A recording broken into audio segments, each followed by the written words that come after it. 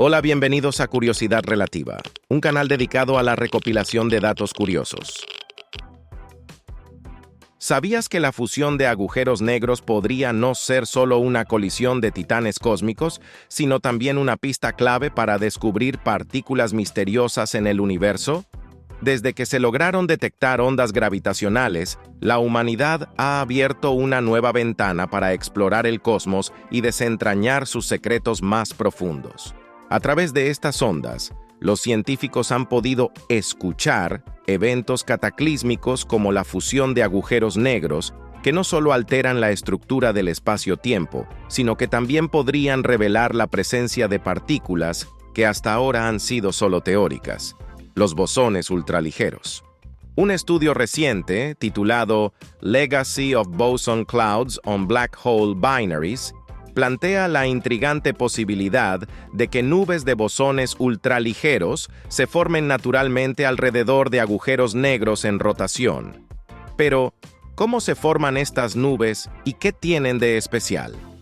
Resulta que cuando un agujero negro gira rápidamente, un fenómeno llamado superradiancia le permite ceder parte de su masa y momento angular a un campo de bosones. Este proceso es tan peculiar como fascinante, ya que actúa como una especie de transferencia de energía cósmica que da lugar a una nube de partículas que rodea al agujero negro, como si fuera un fantasma flotante. Lo realmente interesante es que estas nubes no son solo espectadoras pasivas del drama cósmico. Cuando dos agujeros negros se aproximan para fusionarse, estas nubes de bosones podrían dejar una marca distintiva en las ondas gravitacionales que se generan durante la colisión. Es decir, las ondas no serían las mismas si no existieran estas partículas alrededor, lo que podría servir como una firma o un rastro en el que los científicos podrían detectar la presencia de los bosones ultraligeros. Sin embargo, esta huella no es fácil de capturar, depende de varios factores, como la inclinación de la órbita y la excentricidad del sistema binario. En algunos casos, la nube de bosones podría ser destruida por la fusión, pero aún así, dejaría señales sutiles en la forma de las ondas que podrían revelar la existencia de estas partículas exóticas. Pero, ¿qué tan importantes son estas partículas para la física? Los bosones ultraligeros no son simples curiosidades. Se consideran candidatos serios para explicar la materia oscura, ese componente misterioso que constituye la mayor parte de la masa en el universo, pero que no emite luz ni energía que podamos detectar directamente.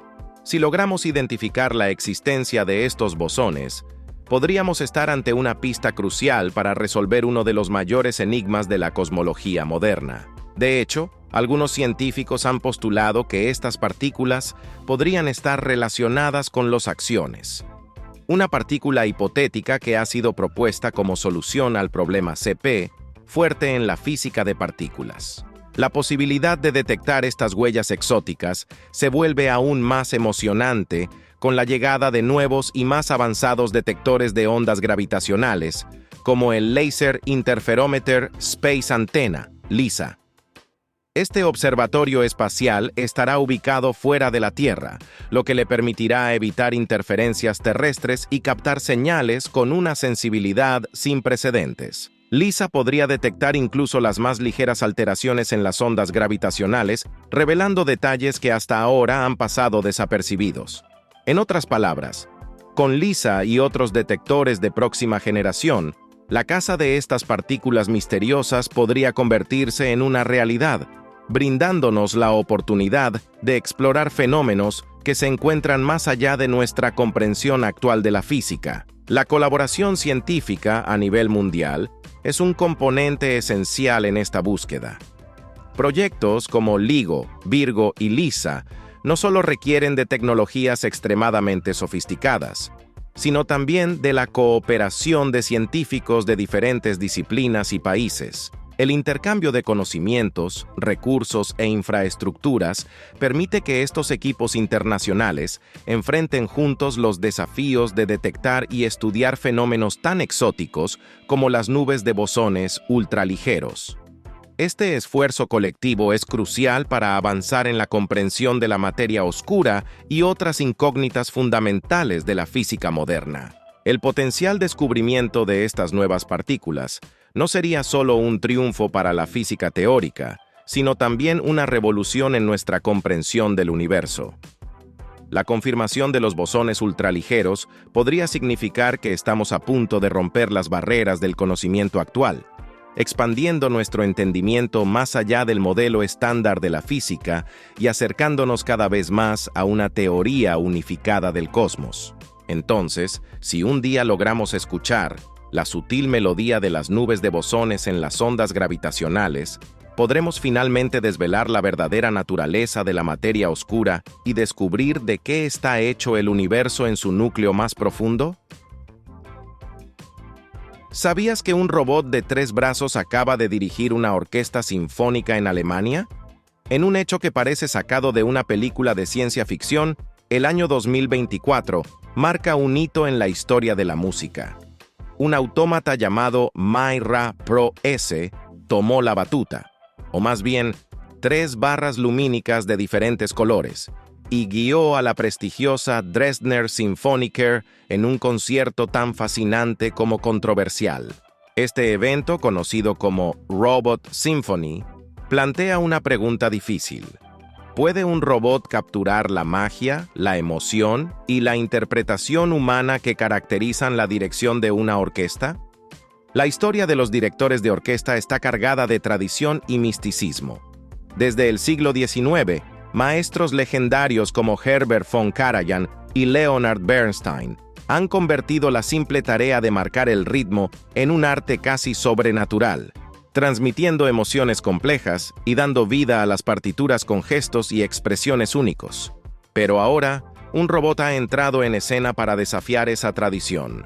El robot en cuestión, Myra Pro S, fue diseñado por la empresa alemana Franka Emika y no es un autómata cualquiera. Con 3 brazos articulados y una inteligencia artificial avanzada, está programado para detectar cambios en el ritmo y la intensidad de los músicos y ajustar sus movimientos en tiempo real. Pero ¿qué tan cerca puede llegar un robot a la sensibilidad artística de un director humano? En su debut, Myra dirigió una sección del concierto del 25º aniversario de la Dresdner Sinfoniker, en el que también participaron directores humanos. Para guiar a la orquesta, el robot utilizó un sistema visual con barras de luz de colores, cada una señalando a una sección diferente. De esta manera, los músicos siguieron las indicaciones del robot como si fueran códigos visuales. El resultado fue una experiencia no solo musical, sino también visual, que recordó a los ritmos frenéticos de las películas futuristas. La pieza principal fue Semiconductor's Masterpiece, una composición del pianista y compositor Andreas Gundlach, creada especialmente para aprovechar las capacidades de Myra y su habilidad de coordinar diferentes patrones rítmicos con sus 3 brazos. La inteligencia artificial que impulsa a Myra se basa en algoritmos de aprendizaje profundo y sensores de alta precisión que detectan cambios sutiles en la música, lo que le permite reaccionar y adaptarse a las interpretaciones en tiempo real. Sin embargo, aunque el robot puede ajustar el ritmo y la dinámica, su enfoque sigue siendo técnico, sin la intuición y la interpretación personal que un director humano aporta a la música. Algunos asistentes al concierto quedaron maravillados por la precisión y fluidez del robot, mientras que otros se preguntaron si un robot podría algún día reemplazar la sensibilidad artística y emocional de un director humano. Aunque la tecnología detrás de Myra es impresionante, no es la primera vez que un robot asume el papel de director.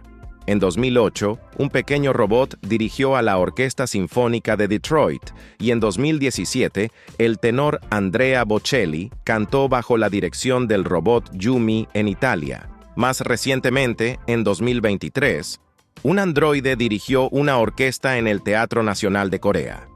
A medida que la robótica y la inteligencia artificial avanzan, la idea de que un robot pueda dirigir una orquesta sinfónica ya no es tan descabellada. No obstante, hay un lado humano en esta historia robótica. Para asegurar que los movimientos de Myra fueran lo más fieles posibles a la tradición de la dirección, ingenieros y músicos trabajaron juntos para ajustar su programación. Cada movimiento fue cuidadosamente calibrado para reflejar la intención del compositor y seguir el estilo sinfónico clásico, aunque fuera de manera artificial. Este proyecto ha demostrado que la tecnología y la música no tienen que ser opuestas. En cambio, pueden colaborar para crear experiencias únicas que fusionan lo mejor de ambos mundos. Curiosamente, la historia de la dirección orquestal tiene sus anécdotas peculiares. Uno de los casos más extraños es el del compositor barroco Jean-Baptiste Lully, quien murió debido a un accidente con su propio bastón de dirección. En 1687, mientras marcaba el ritmo con un largo bastón golpeándolo contra el suelo, Lully se hirió en el pie. La herida se infectó y, a pesar de las advertencias de los médicos, se negó a amputar la pierna para no dejar de bailar. La gangrena acabó extendiéndose y provocó su muerte, dejando una marca trágica en la historia de la música. Entonces, viendo cómo la robótica se infiltra en el mundo del arte, ¿podría algún día un robot no solo dirigir la música, sino también transmitir las emociones humanas que hacen vibrar nuestros corazones en cada nota? Estamos ante el inicio de una nueva era en la que las máquinas no solo imitan, sino que también interpretan el arte. ¿Sabías que la lluvia podría haber sido la chispa que encendió la vida en la Tierra? Aunque la imagen del origen de la vida suele evocar océanos primitivos y volcanes en erupción, un nuevo estudio sugiere que el agua de lluvia pudo desempeñar un papel crucial en la formación de las primeras protocélulas, esas estructuras rudimentarias que quizás dieron los primeros pasos hacia la vida. Los científicos han propuesto que la exposición de gotas de coacervados, pequeñas gotas que concentran moléculas, al agua de lluvia pudo ser el ingrediente clave para mantener su estabilidad en un entorno inestable. Primero aclaremos qué son los coacervados. Estas diminutas gotas se forman en soluciones acuosas cuando ciertos compuestos, como proteínas o ácidos nucleicos, se separan en dos fases líquidas diferentes, un fenómeno similar a cuando el aceite forma gotas en el agua. Los coacervados han intrigado a los científicos durante décadas, ya que actúan como pequeños laboratorios que concentran moléculas importantes, creando un entorno en el que se podrían haber llevado a cabo las primeras reacciones químicas esenciales para la vida. Sin embargo, hay un problema importante. Los coacervados tienden a fusionarse rápidamente, perdiendo su capacidad de mantener separados sus contenidos, lo que habría hecho difícil la evolución de compartimentos celulares diferenciados. Ahí es donde entra en juego la lluvia. Un grupo de investigadores, liderado por Aman Agrawal en la Universidad de Chicago, ha descubierto que cuando los coacervados son expuestos al agua destilada, algo interesante sucede. En la superficie de las gotas, se forman enlaces electrostáticos que las mantienen separadas, impidiendo que se fusionen.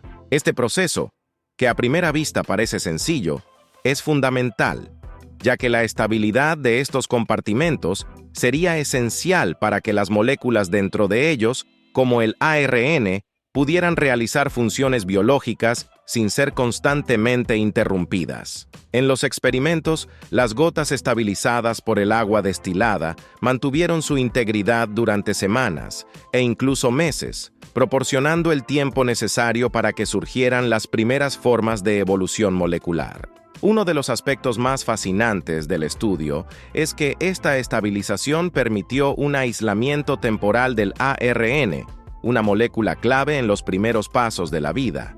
El ARN no solo puede almacenar información genética, sino que también es capaz de realizar funciones catalíticas, actuando como una enzima.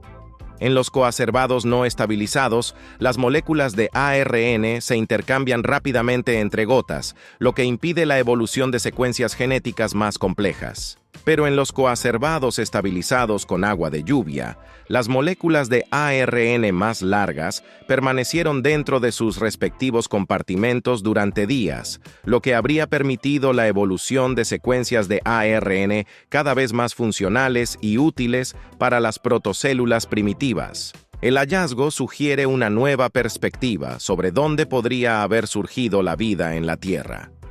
Tradicionalmente, los científicos han considerado los océanos como el entorno más probable para el origen de la vida, debido a su extensión y estabilidad. Sin embargo, los resultados de este estudio plantean la posibilidad de que la vida pudo haberse originado en entornos de agua dulce, como lagos, riachuelos o incluso charcos temporales alimentados por la lluvia, donde las gotas de coacervados habrían encontrado las condiciones necesarias para estabilizarse y evolucionar. Además, esta teoría podría tener implicaciones más allá de la Tierra. Si el agua de lluvia fue clave en la formación de protocélulas, entonces, la búsqueda de vida en otros planetas o lunas podría centrarse en lugares donde haya habido fuentes de agua dulce, en lugar de únicamente buscar océanos o grandes masas de agua salada. La idea de que el agua de lluvia pueda actuar como un catalizador para el origen de la vida abre un abanico de posibilidades en la astrobiología. Si realmente fue el agua de lluvia lo que permitió que las primeras formas de vida evolucionaran, ¿podríamos estar buscando vida en otros mundos en los lugares equivocados? ¿Deberíamos empezar a buscar en los antiguos lagos marcianos o en los valles donde pudo haber habido agua líquida en vez de en los vastos océanos subterráneos? ¿Sabías que la alquimia, esa enigmática práctica que buscaba convertir plomo en oro, era mucho más que simples experimentos de laboratorio? Durante miles de años, los alquimistas se dedicaron a algo que iba más allá de los metales. Intentaban desvelar los secretos del universo, tanto en lo material como en lo espiritual. La historia de la alquimia está llena de misterios, simbolismo y aventuras intelectuales que se remontan a tiempos antiguos. Imagínate en el Egipto faraónico, donde la quemia, como la llamaban, empezó a tomar forma. En las oscuras cámaras de los templos, los primeros alquimistas mezclaban ciencia y magia, convencidos de que la transformación de la materia era posible.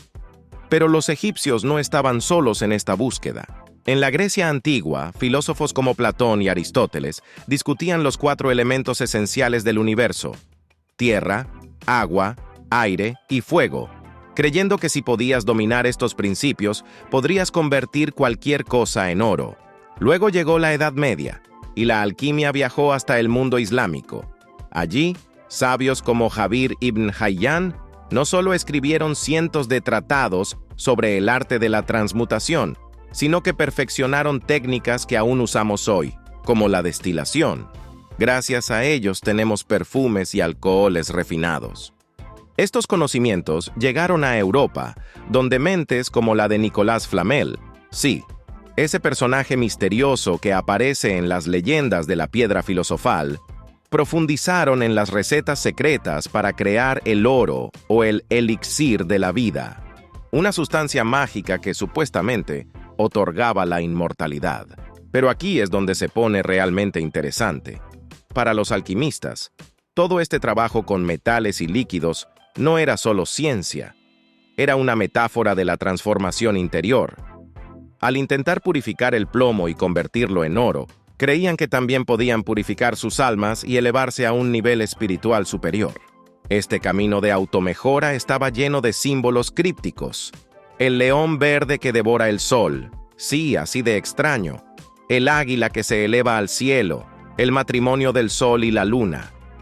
Todo esto era una forma de explicar cómo el ser humano podía alcanzar un equilibrio perfecto entre lo físico y lo espiritual. Además, los alquimistas tenían un proceso detallado de 7 pasos para lograr la gran obra, desde la calcinación, en la que quemaban las impurezas del ego, hasta la coagulación, el estado final en que el alquimista alcanzaba la perfección tanto en cuerpo como en espíritu.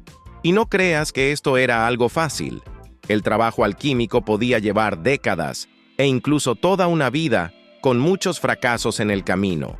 Pero para ellos, cada experimento fallido era también una lección sobre la vida. Sin embargo, no todo era simbólico.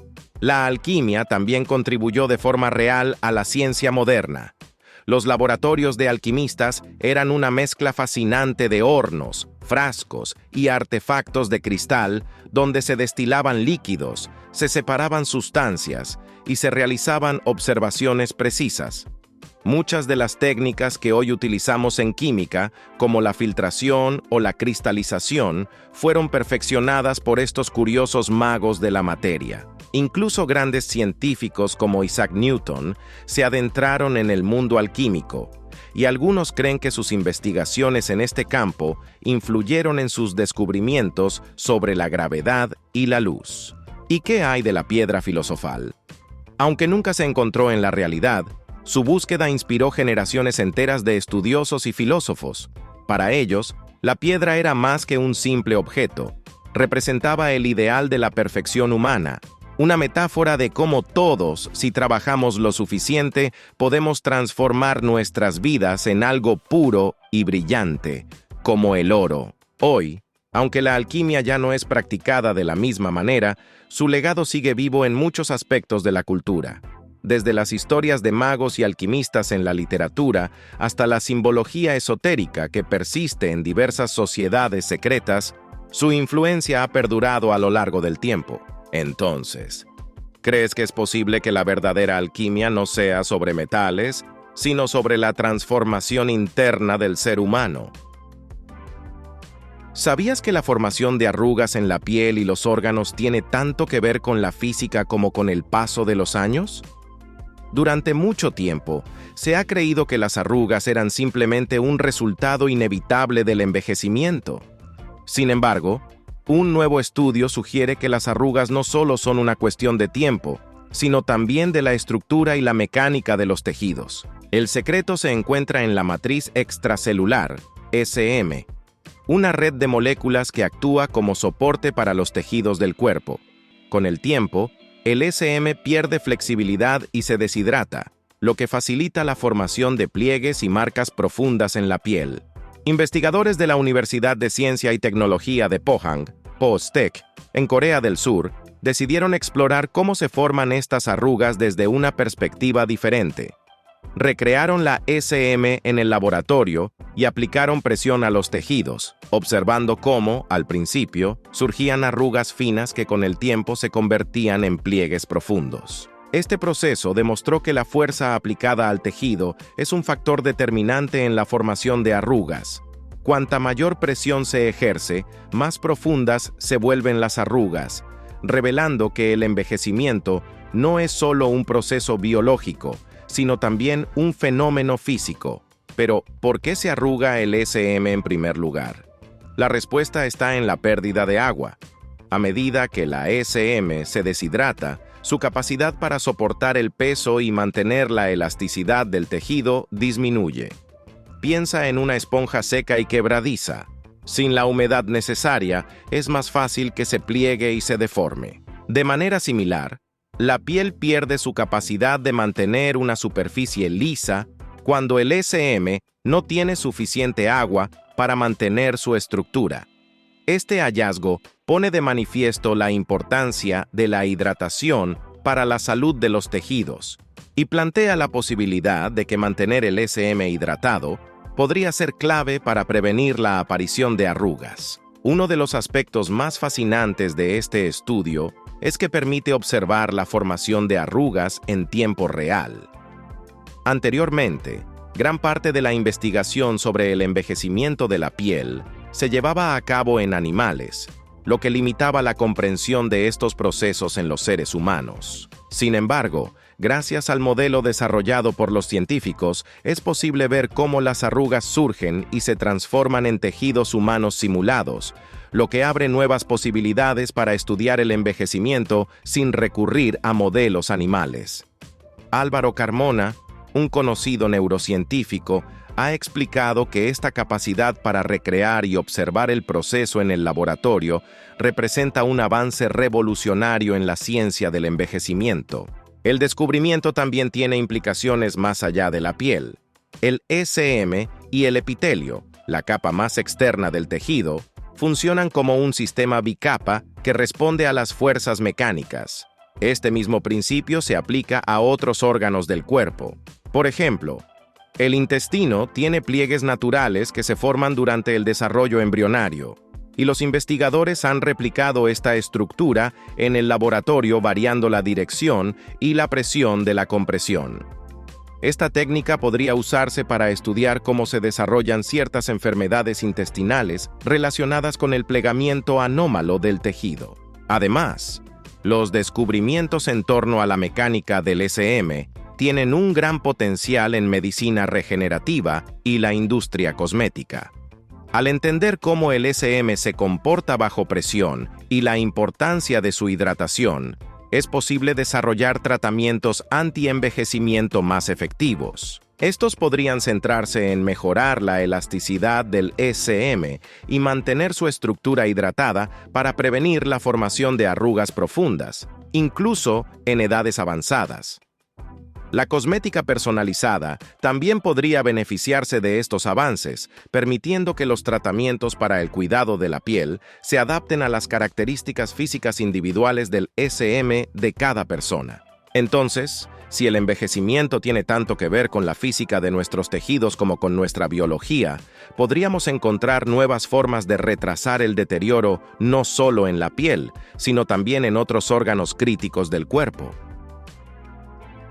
¿Sabías que la Torre de Londres, más allá de ser una impresionante fortaleza medieval, ha sido escenario de torturas, traiciones y desapariciones que han marcado la historia de Inglaterra?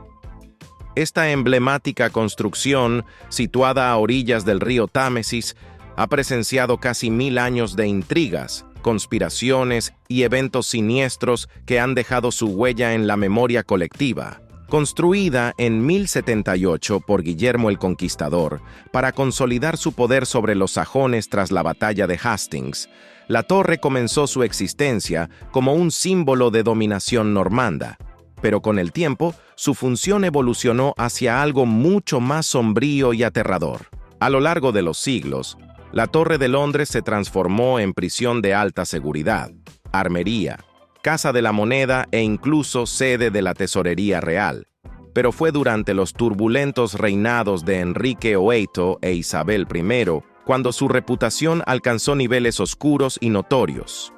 En aquellos días, la traición era un cargo fácil de imponer y difícil de eludir, y la torre se convirtió en el lugar donde los enemigos del Estado, reales o percibidos, encontraban un destino sombrío. Entre sus prisioneros más famosos estuvo Ana Bolena, la desafortunada segunda esposa de Enrique VIII, acusada de traición, adulterio e incesto, cargos que, según muchos historiadores, fueron fabricados para facilitar su ejecución y abrirle el camino al rey para casarse con Jane Seymour. En 1536, Ana fue encarcelada en la torre y llevada a Tower Green, donde, en un acto de misericordia, fue decapitada con una espada en lugar de un hacha. Pero la torre no solo albergó prisioneros, fue también un centro de tortura que buscaba extraer confesiones a cualquier costo. La cámara de la tortura, conocida como el Lieutenant's Lodgings, albergaba instrumentos diseñados para infligir el máximo sufrimiento. El potro, por ejemplo, estiraba dolorosamente las extremidades hasta dislocar las articulaciones, mientras que la dama de hierro atrapaba a la víctima en su abrazo letal, aplastándola lentamente. Los ecos de los gritos de los torturados se dice que todavía resuenan entre los muros de la torre, recordando un pasado marcado por el sufrimiento. Uno de los episodios más inquietantes fue la desaparición de los príncipes en la torre. En 1483, tras la muerte de su padre, Eduardo IV, el joven Eduardo V y su hermano menor, Ricardo de Shrewsbury, fueron llevados a la torre bajo la custodia de su tío, Ricardo, duque de Gloucester. Supuestamente protegidos hasta la coronación de Eduardo, los niños desaparecieron sin dejar rastro poco después. Se cree que fueron asesinados para asegurar el trono para su tío, quien se proclamó Rey Ricardo III. En el siglo XVII, durante unas renovaciones, se descubrieron los restos de 2 niños bajo una escalera en la torre, lo que reforzó la teoría de que los príncipes fueron eliminados para evitar disputas por la corona. A pesar de esto, el misterio sigue sin resolverse y es uno de los enigmas más perdurables de la historia británica. Además de traiciones y misterios, la torre fue el escenario de la conspiración de la pólvora en 1605. Guy Fawkes, el conspirador que planeó volar el Parlamento, fue capturado y llevado a la torre, donde fue interrogado y sometido a tortura para arrancarle los nombres de sus cómplices. Aunque se desconoce la extensión exacta de su sufrimiento, se cree que fue sometido al potro, que, con cada giro, aumentaba la tensión en sus articulaciones. Tras días de dolor y resistencia, finalmente confesó, sellando su destino y el de los demás conspiradores. La Torre de Londres también presenció la caída de Enrique VI, quien, durante la Guerra de las Rosas, fue encarcelado en varias ocasiones por sus adversarios de la Casa de York. Su vida terminó en la torre en 1471, presuntamente asesinado por orden del rey Eduardo IV para consolidar su dominio. En la misma época, otros rehenes de la guerra también encontraron su destino allí, víctimas de las intrigas políticas que desangraron al país. Hoy en día, la Torre de Londres ha dejado atrás gran parte de su pasado macabro y se ha convertido en una de las atracciones turísticas más populares del Reino Unido. Sin embargo, sus leyendas oscuras no han desaparecido.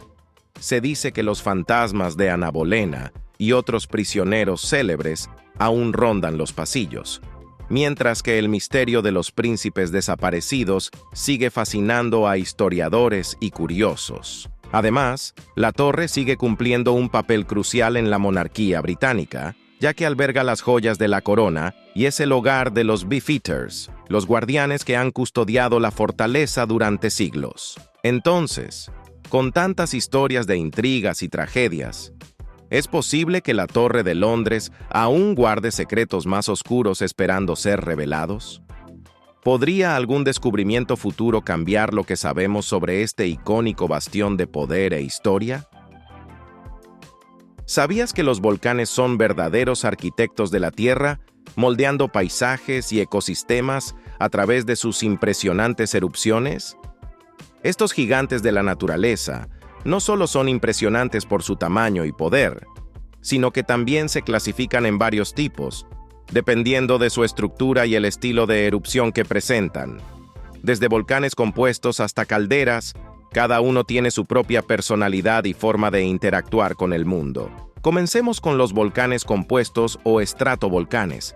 Estos impresionantes colosos tienen una forma cónica y se alzan majestuosamente, a menudo cubiertos de nieve en sus picos, formados por capas sucesivas de lava, ceniza y rocas fragmentadas. Su altura puede superar los 2.500 metros. La combinación de erupciones explosivas y flujos de lava que se alternan en el tiempo les da su forma característica. Cuando el magma, que es espeso y viscoso, asciende a la superficie, puede obstruir el cráter, creando una presión interna que, al liberarse, provoca erupciones explosivas devastadoras.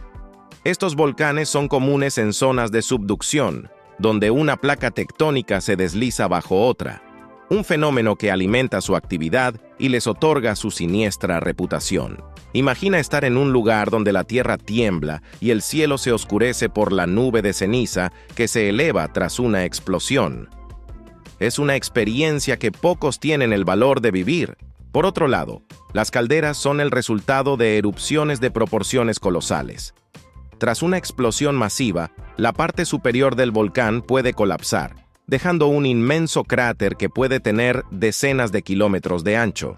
Este fenómeno es un recordatorio de la increíble fuerza que reside dentro de la Tierra. En algunos casos, estas calderas pueden llenarse de agua, creando lagos de belleza impresionante pero también peligrosos, como el lago Toba en Indonesia, que es una de las calderas más grandes del mundo y fue el sitio de una de las erupciones más devastadoras de la historia. A continuación, encontramos los volcanes en escudo, que se distinguen por sus pendientes suaves y amplias. Estos volcanes son formados por ríos de lava muy fluida que se extienden a lo largo y ancho. A diferencia de los estratovolcanes, su erupción es menos explosiva y más tranquila, lo que les permite construir grandes estructuras que se asemejan a un escudo. Un claro ejemplo de esto es el Mauna Loa en Hawái, que es uno de los volcanes más grandes del planeta y cuya lava fluida ha creado paisajes impresionantes.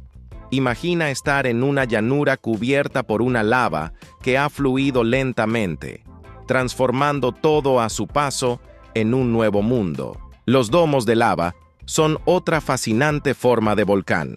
A menudo son más pequeños que los estratovolcanes y tienen una forma bulbosa, con empinadas pendientes. Estos domos se forman a partir de la acumulación de lava muy viscosa, que se eleva lentamente, creando una estructura que puede ser engañosamente peligrosa. La lava puede solidificarse rápidamente, lo que provoca que el domo se mantenga en constante tensión. Cuando la presión es suficiente, puede explotar, liberando flujos de lava y bloques incandescentes. El monte St. Helens en Estados Unidos es famoso por sus domos de lava, que han tenido un papel crucial en su historia eruptiva. Los conos de ceniza son formaciones volcánicas más pequeñas, pero no menos interesantes. Formados principalmente por la acumulación de ceniza y escoria, estos conos son a menudo el resultado de erupciones estrombolianas, donde el magma viscoso lanza fragmentos al aire que luego caen al suelo. La forma cónica de estos volcanes puede alcanzar alturas de hasta 250 metros y suelen crecer rápidamente. Un ejemplo notable es el Paricutín, que emergió repentinamente en un campo de maíz en México en 1943, recordándonos que la Tierra es un lugar lleno de sorpresas y cambios constantes. Pasemos ahora a los tipos de erupciones, que son tan variados como los volcanes mismos. Las erupciones hawaianas son conocidas por su baja explosividad y su lava fluida, que fluye suavemente desde el cráter. A menudo, estos volcanes emiten columnas de vapor y gases sin causar gran destrucción. En contraste, las erupciones estrombolianas son más enérgicas, lanzando fragmentos de magma al aire en explosiones esporádicas, mientras que las vulcanianas generan grandes nubes de ceniza y fragmentos de roca, mostrando un carácter más violento. La categoría más peligrosa es la de las erupciones plinianas, que llevan el nombre de Plinio el Viejo, quien murió durante la erupción del Vesubio en el 79 d.C. Estas erupciones son extremadamente potentes y expulsan grandes cantidades de ceniza y gases a la atmósfera, causando devastación a su alrededor. Las erupciones peleanas son igualmente letales, donde la lava se consolida rápidamente y puede causar la explosión del cráter, generando flujos mortales de piroclastos. Finalmente, las erupciones hidrovolcánicas ocurren cuando el magma entra en contacto con agua, creando explosiones violentas que son difíciles de predecir. Para entender la magnitud de estas erupciones, los vulcanólogos han desarrollado el índice de explosividad volcánica, VI, que mide desde el 0 hasta el 8, con el 8 siendo el más destructivo.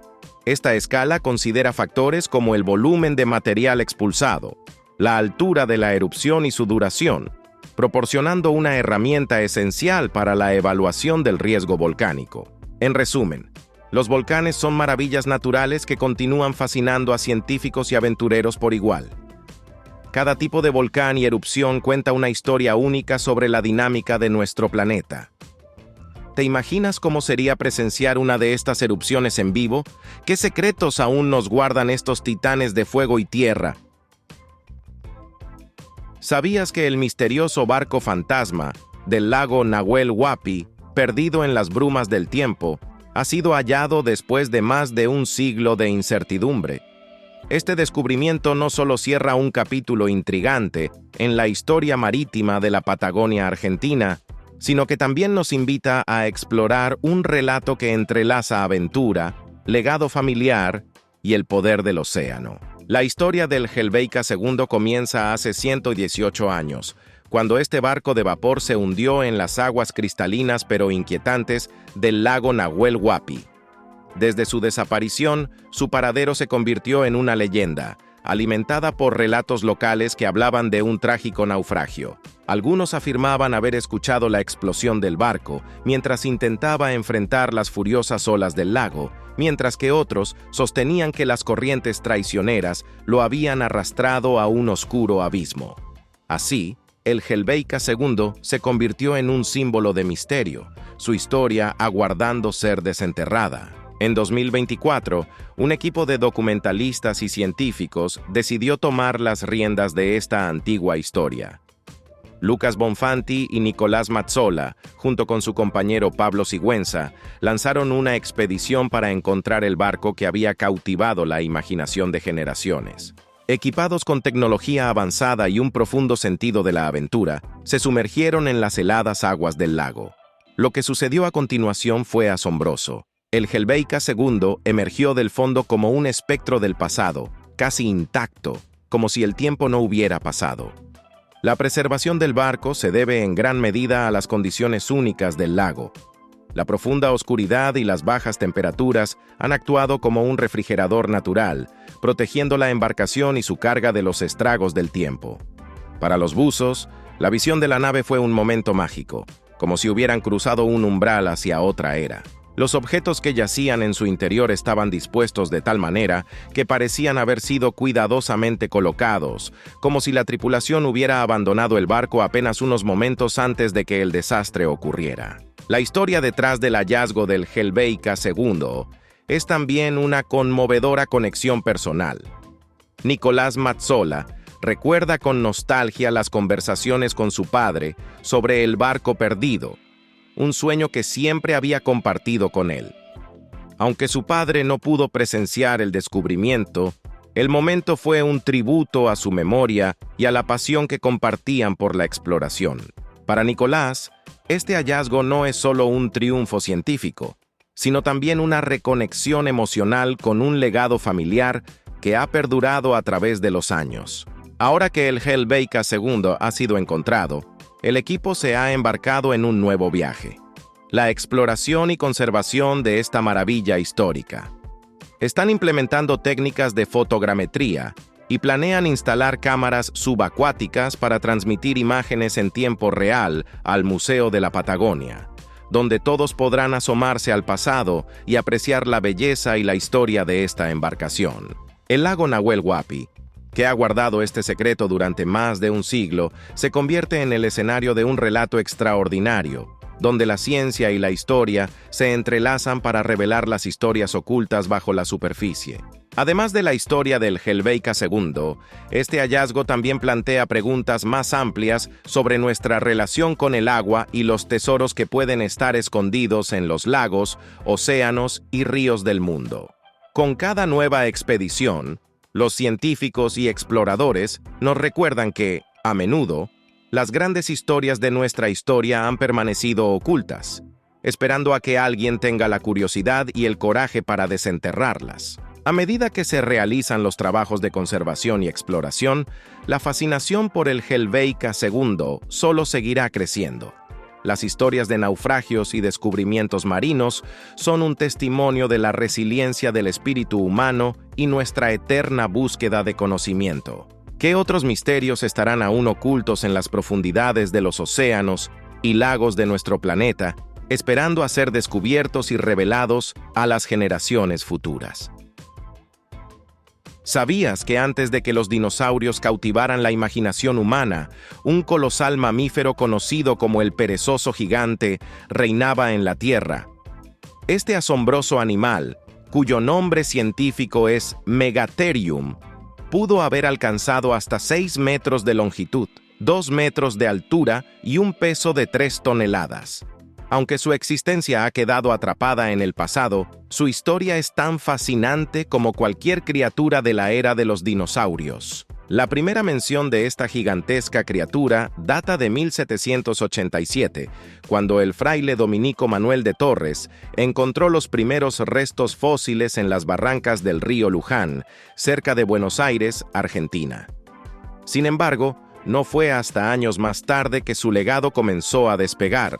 Los restos fueron llevados a España, donde el talentoso Juan Bautista Bru, un dibujante y taxidermista, realizó una notable reconstrucción que capturó la atención de la comunidad científica. El anatomista francés Georges Cuvier se percató de la singularidad de estos restos y los clasificó como una especie extinta que, a pesar de su tamaño descomunal, guardaba una sorprendente similitud con los pequeños perezosos que hoy cuelgan de las ramas de las selvas tropicales sudamericanas. Cuvier nombró a esta fascinante criatura Megatherium americanum, y así comenzó la era de admiración por el perezoso gigante. Hoy sabemos que el Megatherium no era un individuo aislado, sino parte de un grupo extinto de mamíferos que incluye perezosos, osos hormigueros, gliptodontes y armadillos, todos ellos evolucionando en la vasta región de Sudamérica durante la era Cenozoica. Curiosamente, durante el Pleistoceno, estos perezosos gigantes hicieron una breve incursión en Norteamérica, dejando una huella en la historia de la fauna del continente. Equipado con enormes garras y dientes adaptados, el perezoso gigante era un herbívoro que se alimentaba principalmente de hojas de árboles y arbustos.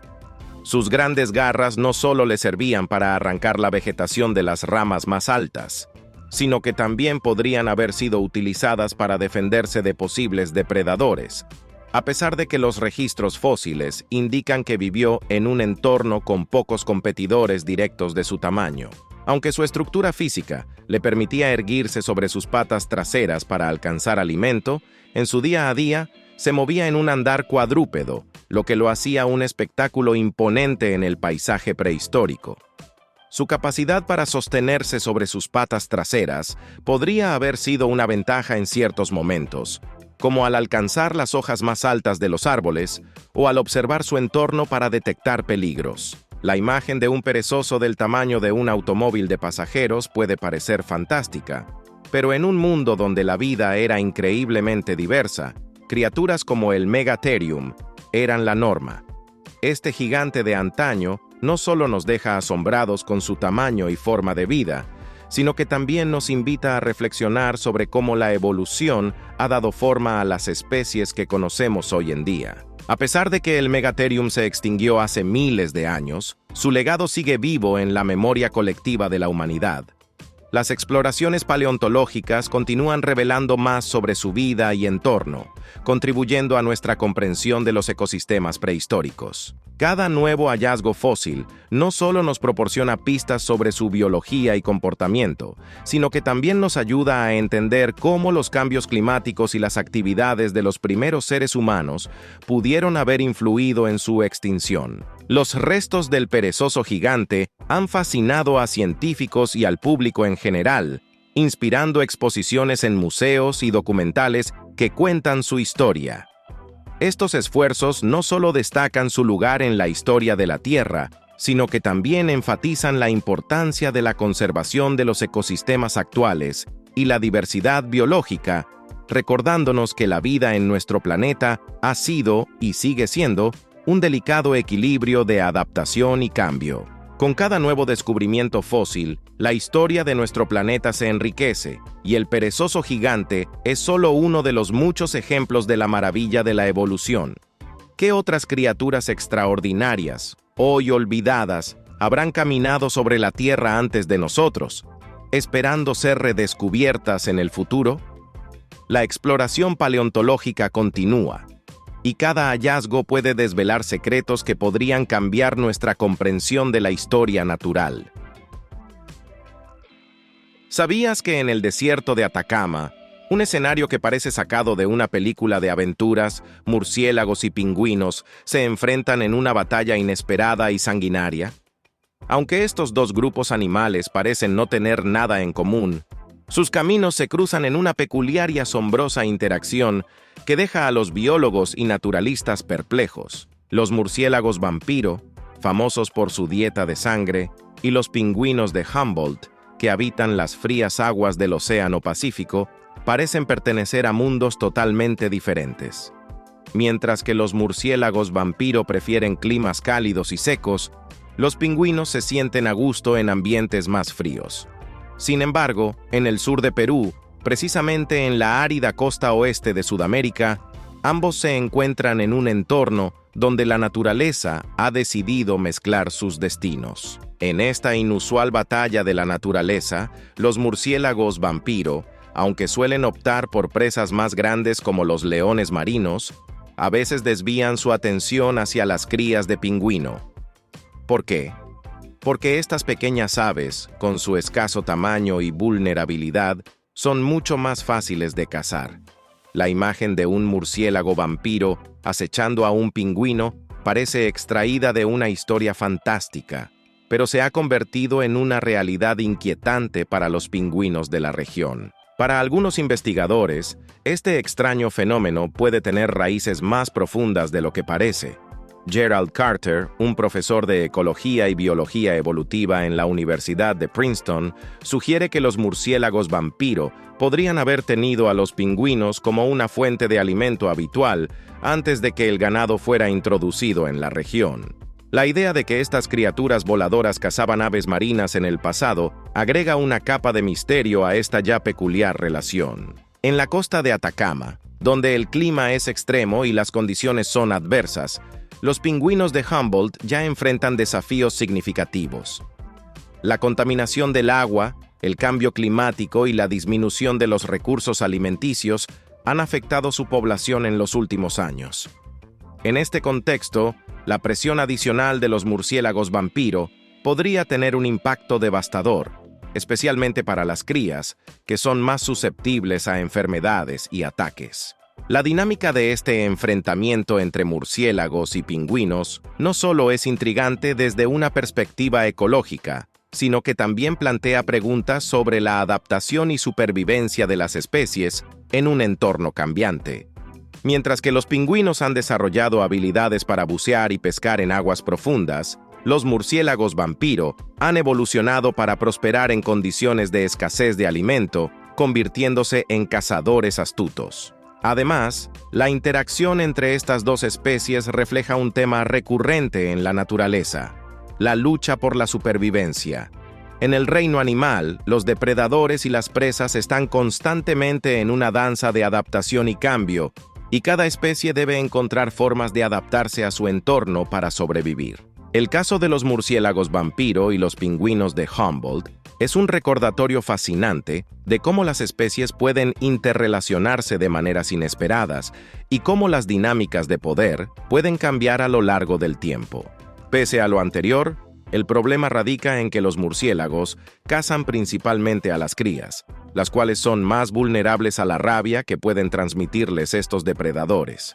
Sin embargo, los pingüinos no están indefensos. Tienen recursos y estrategias de defensa.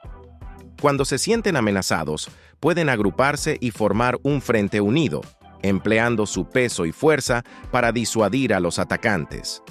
También pueden hacer uso de su agilidad y velocidad en el agua para evadir a sus depredadores, aunque esto no siempre es suficiente frente a la astucia de los murciélagos. A medida que avanzamos hacia un futuro en el que el cambio climático y la intervención humana continúan alterando los ecosistemas, la historia de murciélagos y pingüinos en el desierto de Atacama se convierte en un estudio de caso fascinante sobre la resiliencia de las especies y la complejidad de sus interacciones. Los científicos siguen investigando esta relación inusual, buscando entender cómo estas dinámicas afectan la salud y la supervivencia de ambas especies. Este peculiar encuentro entre murciélagos y pingüinos, en un hábitat tan inesperado, nos invita a reflexionar sobre la complejidad y la interconexión del reino animal.